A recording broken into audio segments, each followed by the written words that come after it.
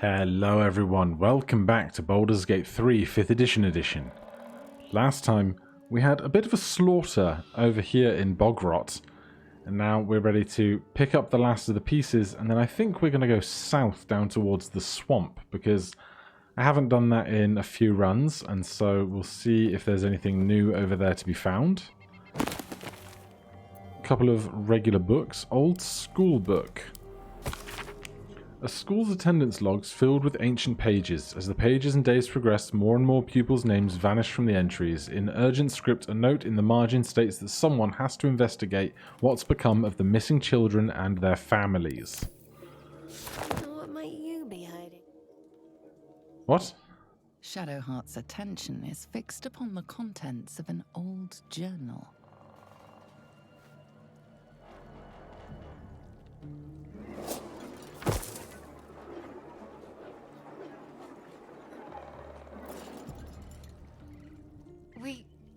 We should keep moving. What was that? Nothing. The trick of the light. But something tells me there might be a solution to some of our problems hiding in this wilderness.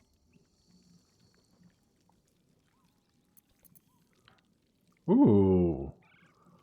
Wild magic. You can't ignore raw magic. It's like turning your back on a wild beast. Tell me. I saw something that reminded me of my faith. My mission.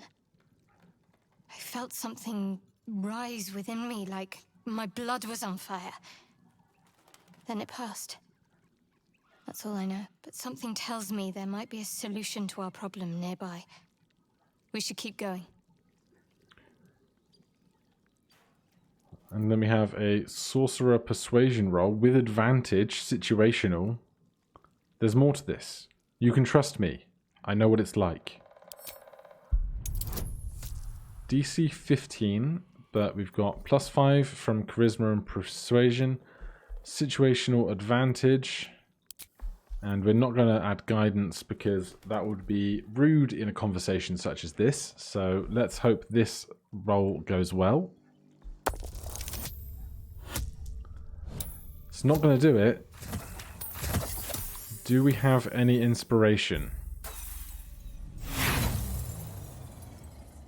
We do. We have one piece of inspiration. I really would like to see where this is going. So we'll try again. Oh, come on. Those are some terrible rolls with inspiration. Well. It's nothing. Even if it was something, I'm clearly not going to tell you, am I? Let's go. She's far less charming as a drow. Right. The dead Tiefling. Has some things we would like. And otherwise, I think that's most everything we want to look at in here. So, some crates around the back. Another boulder. It says it's too heavy. Are these just the weapons that they were using? Oral histories of Faerun, Paladin Oathbreakers. Why was this hidden out here? This book is comprised of several chapters, one for each cited source. It claims to contain first-hand transcriptions, the oral histories of several storytellers throughout the realm. Chapter 7, Valemore the Outcast, 52 years of age, human paladin Oathbreaker. Given Valemore's reputation in Athkatla, the city she once called home, I met the former Knight Officer of the Noble and Executive Order of the Radiant Heart with no small amount of trepidation. She has lived as an outcast for some years now, and the rumor of her character quite preceded her. I spoke to one of the prelates of the order, who described her as a dreadful sadistic traitor, warning me that to find her would be suicide, that she would kill me before I could speak a single word. He was wrong. When I finally tracked her down, we spoke for hours, and I left with her blessing to share the story. I will not disclose our meeting place, as the Order punishes those who violate their vows with beheading. Of course I regret it. Breaking an oath isn't going back on your word. It's not an ethical quandary. It wrenches out part of your soul. Before, I could call on angels to fight alongside me. I could banish fiends back to the hells and demons to the abyss, all with a thought and a prayer. I lost my voice. I speak, but this isn't my only voice. It's an echo, a whisper. Tell me this. Most days I wish I'd died rather than breaking my oath, but I'd never take back what I did, what I refused to do. Damn the order. Service became dogma. Obedience was virtue. To question was sin. Justice and duty are uncomfortable bedfellows, and eventually they make bastards of us all. Interesting. Onward. Right. We are not quite yet in need of a long rest, so I venture forth. let's get these guys to go through the house rather than trying to jump off the cliff, as I'm sure they would sometimes want to do.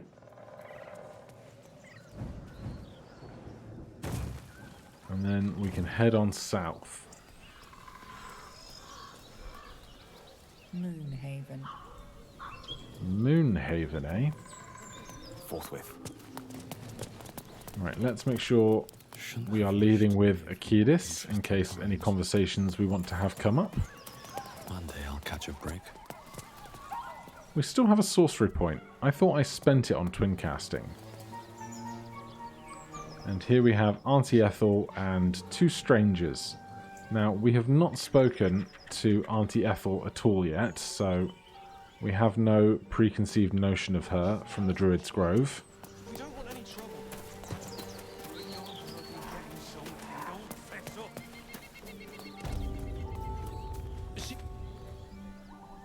Lads, for the love of all that is holy, I've never clapped eyes on your poor sister.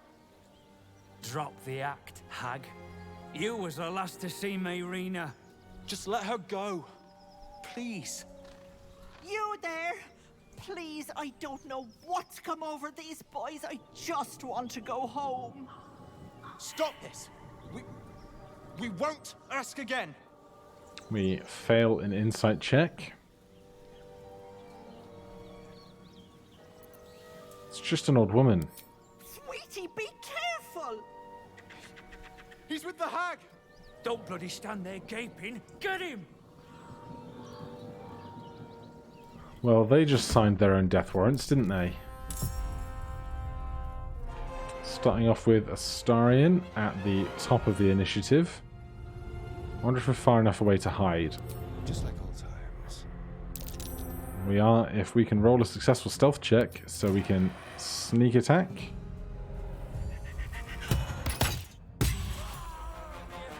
One whole XP for that. Whoa. Okay, we are off balance. Has disadvantage on strength and dexterity checks, and the next attack against this creature has advantage. That is a bad time. Full goal. Well, they can't take an attack of opportunity with Shocking Grasp. That's a bad time. Shadowheart. You can probably finish this, can't you?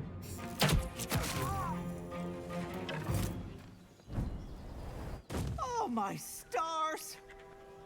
I didn't mean for this to happen. What happened? Those poor boys were looking for their little sister, Mayrina, the girl who was staying with me. This is all my fault, but I made a promise. Mayrina begged me not to breathe a word if they came looking for her, and my word is my bond. That poor thing will be distraught. We can't let her know, it'd break her poor heart. I'd best get going, but please stop by my house. I'd like to thank you proper. And she is gone in a puff of smoke. And Astarion would like to speak up about the matter. What now?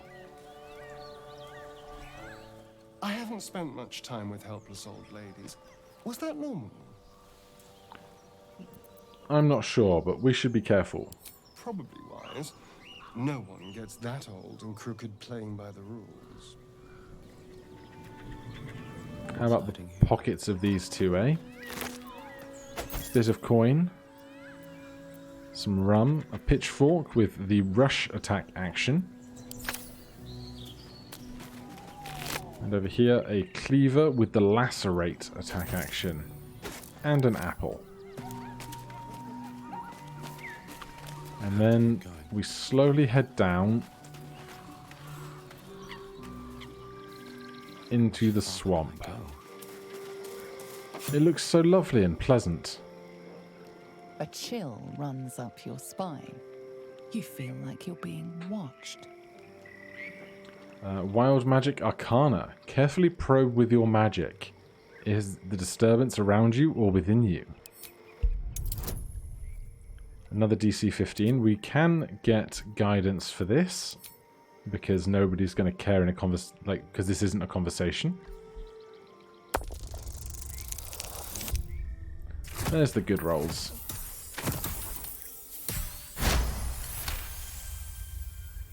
You blink, and the wilderness changes. A swamp, stinking and insidious, assaults your senses. How unpleasant. Right. Let's get going. Achilles could do with a couple of hit points before what's to come. That is a great top potion, that is. Rolling 2d4 for 4 and 4. Another step forward. Wonder if the gods are watching me. Nasty surprise. Caution is warranted here. And we see a Redcap. Never wanted the easy path. Moving ahead. We see several, in fact. Blood Sage and 3 others. These boots have seen everything. Seems like a good moment to talk. A diminutive creature sporting a red hat glares at you. That noise. Is the creature pretending to be a sheep? Bah.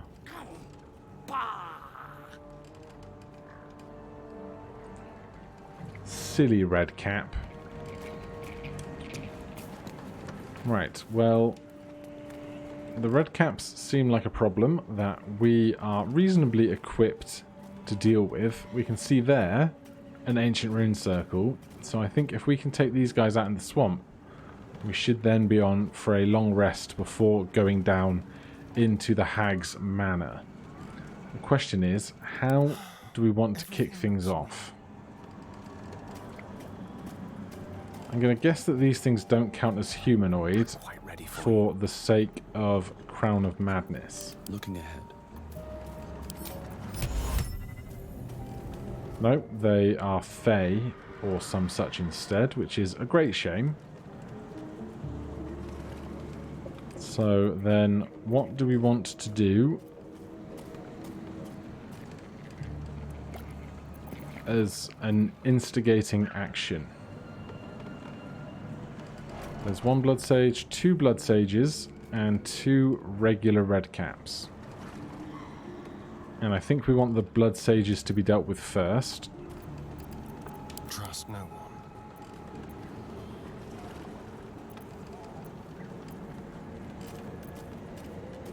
Question is, do we try and sneak attack? Do we try and do something else? We could twin cast. I have a lot on my mind.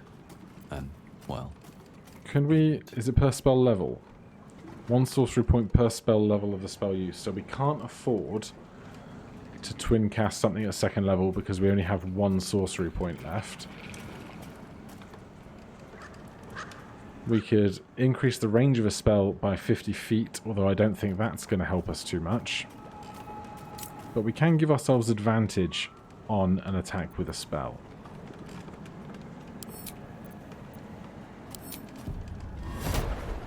Alright.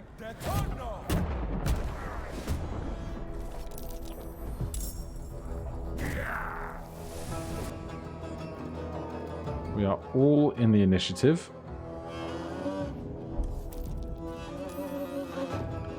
And now Shadowheart is up. We'd like to kill this one between us before anything else can happen.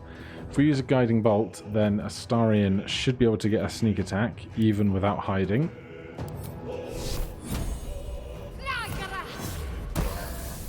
Or you just crit and hit for 35, which is huge.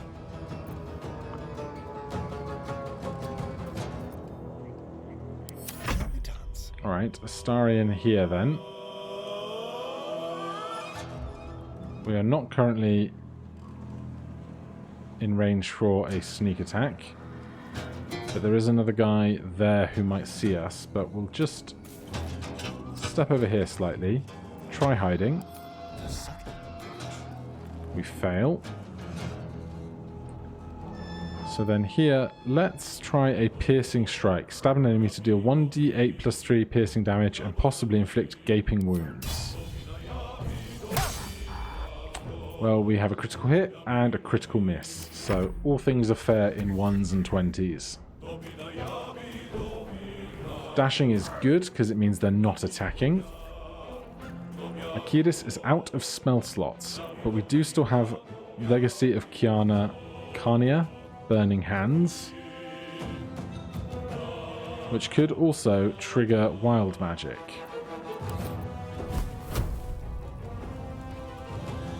Why is everything red? Is that the range in which wild magic can happen? Who knows? Let's just try this.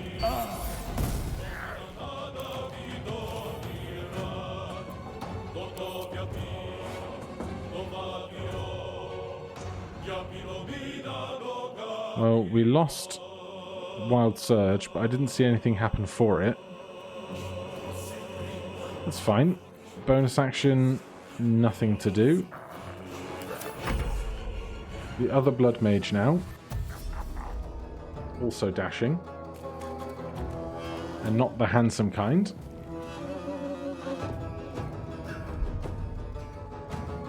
And then Gale the Wizard. Right, we'd like to do as much damage to this guy as possible.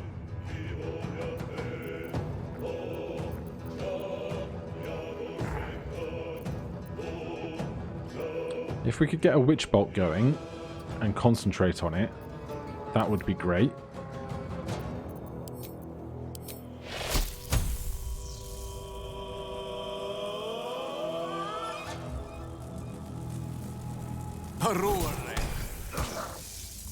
Alright, we are concentrating on that Witch Bolt, so next time we have Activate Witch Bolt, which will do 1d12 lightning damage automatically. We don't have to roll to hit with it. So with that in mind, we might want to try and move away slightly, but we'd have to jump down to do it, and I don't really want to do that right now. This guy's hitting Akidis, which is fine. It means they're not attacking Gale, who is concentrating. Now, we still have a first and second level spell slot, so we've still got good options. So I think we're going to step over to here and second level inflict wounds for 4d10 and hope we hit. 23 damage is excellent. That's half of what they've got going on. And Astarion here.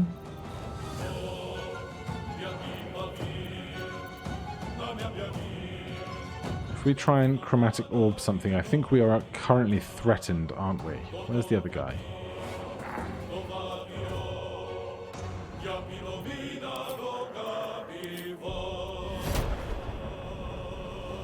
We are threatened, but we have high ground. I don't think sleep is going to do great for us. We could risk the attack of opportunity to try and get a better attack. Good. So if we step out to here, we can now attack without risk of threatened condition, which means we're higher chance to hit stuff. 80% down here. 14 damage is good stuff.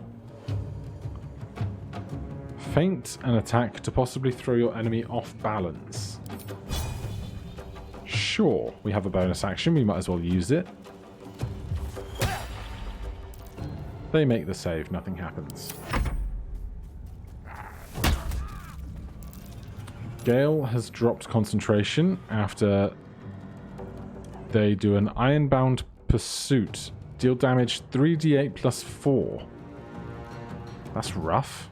Gale is prone and badly injured. And we are lacking spell slots.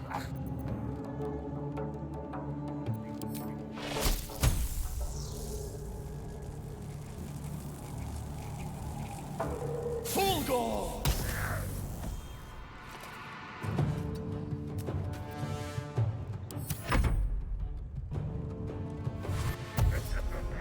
Right, this guy's also dashing.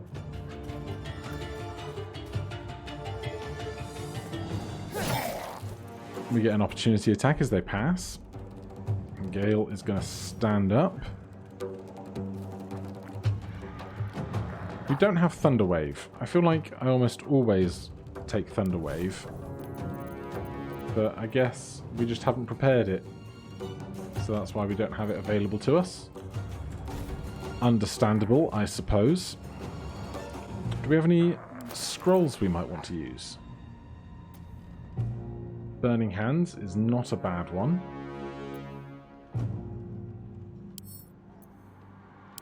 It will mean we can't put it in our spell book, but it also means that right now we can hit all three of these guys without risk of hurting ourselves. So it says you're too far. Can I get in a tiny bit more close?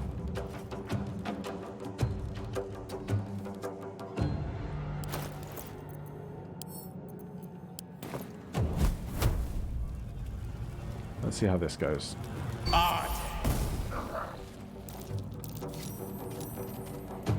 Well, still feel like that went pretty well.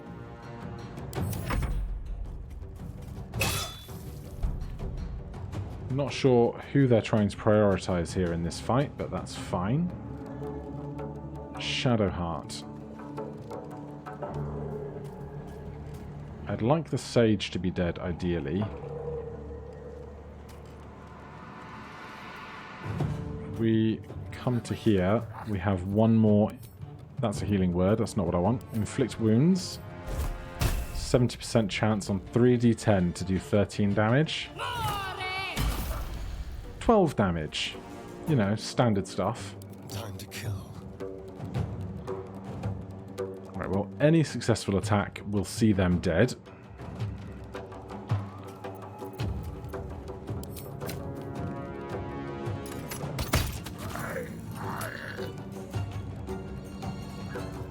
And we don't have anything to do with our bonus action right now. Apart from, we could try and bonus action hide for sneak attack coming up. Let's find some prey. Shadowheart has done her thing. This guy misses Gale, which is massive.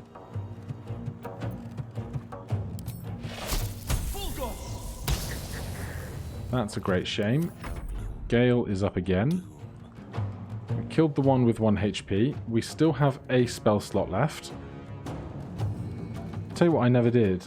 I never gave us mage armor after the last long rest because I am a novice. 18 HP and 16 HP. If we go after the one with 16 HP, there's a chance they die and then we get another pair of turns. Can we ever do 16 HP off of 3 darts? We can't, even if it was perfect, it would be 15 damage. Could crit on a cantrip, it's just very unlikely.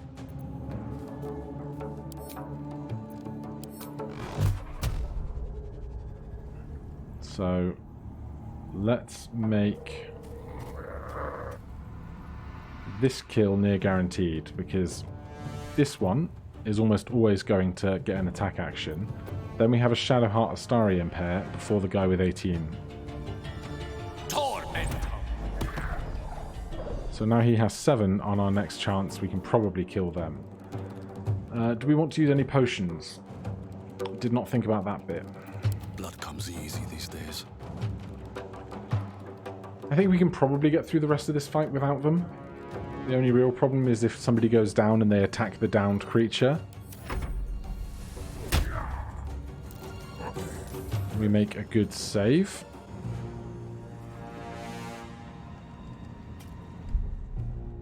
Shadowheart and Astarion are up. Let's turn someone inside out.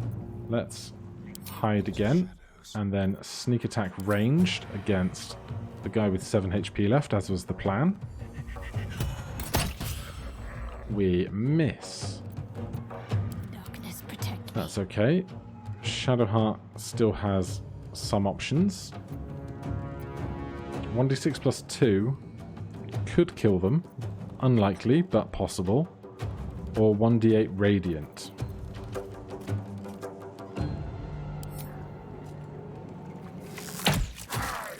So close.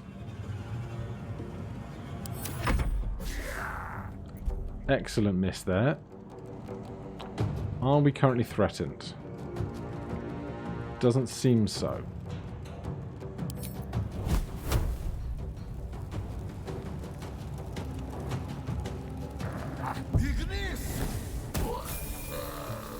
And we have leveled up. Not going to be able to take advantage of that right now. One can't always be a gentleman. But that's going to be a great time going into the hag's house.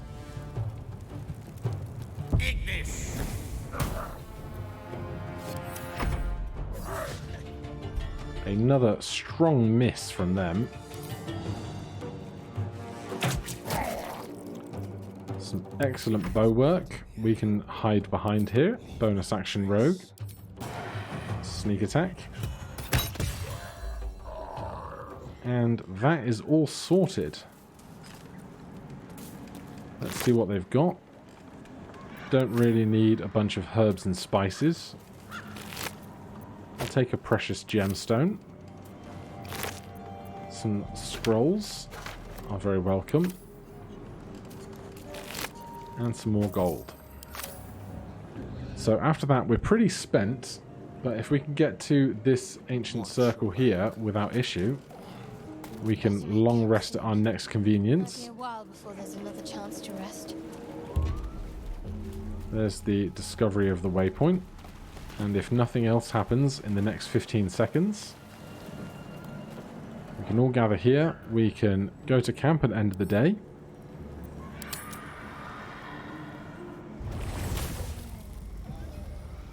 Sounds like Shadowheart returned to her regular form.